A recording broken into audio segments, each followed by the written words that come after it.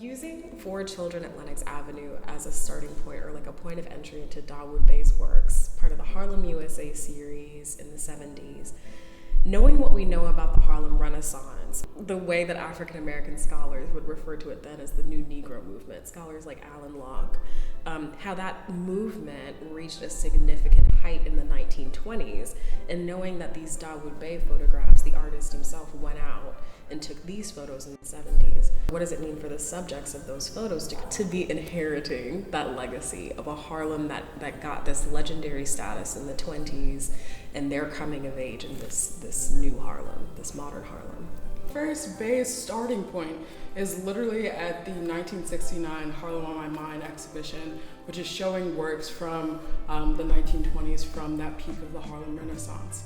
And so Bey goes to this exhibition originally trying to understand what the commotion was about. The Black Emergency Coalition had called for a protest because there weren't any works shown by African American artists. There were no sculptures or paintings by African American artists. And so they called protest to that, which attracted commotion to the exhibition.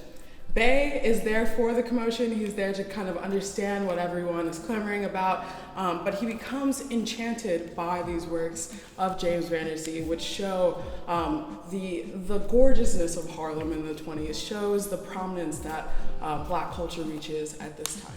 Got you. I can think of a few James Vanderzee photos of beautiful Black people in furs and silks and outrageous style with beautiful cars and all of these things. So when I think of 1920s Harlem, that definitely brings me to James Vanderzee.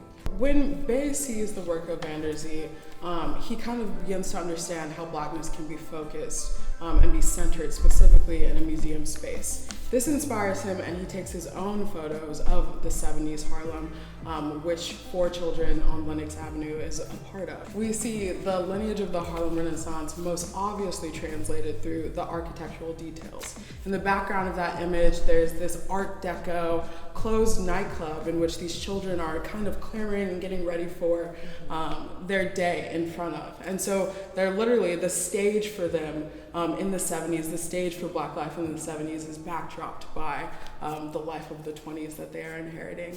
And then also within the figures themselves and within the history of Black folks do we see this lineage continue.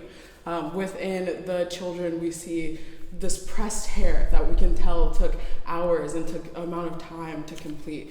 We see pressed clothes, and we see they look put together. They look like they've taken time to coordinate how they're going to look for school today. And in that, we have that lineage of respectability, that same idea of the people in the fur coats who are elevating their Blackness. We see this continue to children within the 70s in the image.